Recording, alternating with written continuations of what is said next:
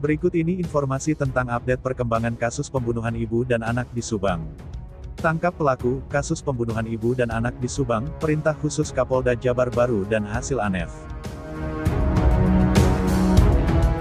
Namun sebelum kita bahas, mohon subscribe channel ini dulu, biar kamu gak ketinggalan info-info terbaru dari kami. Kalau sudah, mari kita lanjut.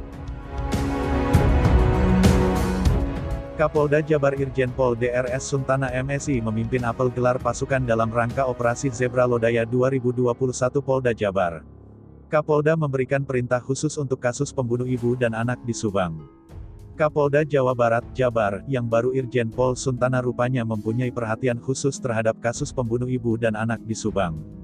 Bahkan Jenderal Bintang 2 tersebut secara khusus meminta Direktur Reserse Kriminal Umum Polda Jabar untuk segera mengungkap kasus pembunuh ibu dan anak di Subang tersebut.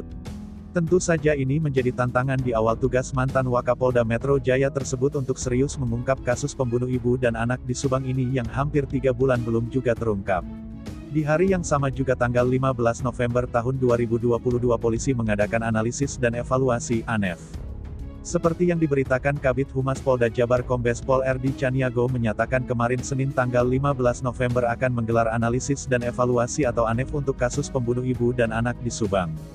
Hasil dari ANEF tersebut akan menjadi salah satu penentu siapa tersangka dalam kasus pembunuh ibu dan anak di Subang tersebut. Hal ini membuktikan bahwa polisi sudah mengantongi nama tersangka, tinggal menentukan siapa jadi tersangka. Tanda-tanda ke arah sana adalah pada hari Senin tanggal 15 November polisi akan melakukan sebuah kegiatan, yang merupakan langkah lebih maju dalam upaya pengungkapan pelaku pembunuh ibu dan anak di Subang.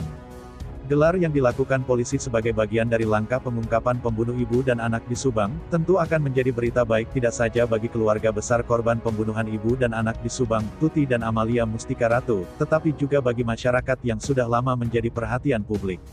Kabid Humas Polda Jabar Kombes Pol RD Caniago menuturkan bahwa pihaknya tentu saja dalam mengusut perkara ini dilakukan dengan penuh kehati-hatian karena menyangkut hidup seseorang dan hak asasi manusia seseorang.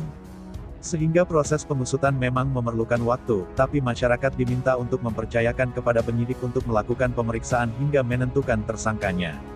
RD mengatakan penyidik gabungan Polres Subang, Polda Jabar dan Bareskrim Polri yang diperbantukan masih bekerja.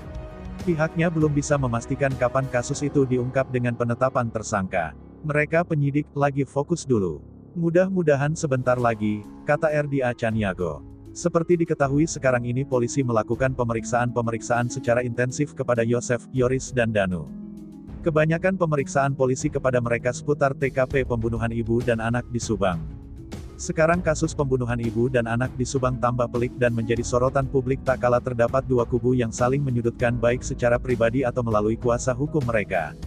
Kubu pertama yaitu Yosef yang tak lain suami dan ayah dari korban pembunuhan ibu dan anak di Subang, sedangkan yang berada di pihak Yosef yaitu Mimin istri kedua Yosef dan Mulyana adik dari Yosef. Kubu kedua yaitu Yoris yang merupakan anak dan kakak dari korban pembunuhan ibu dan di Subang, dan Danu.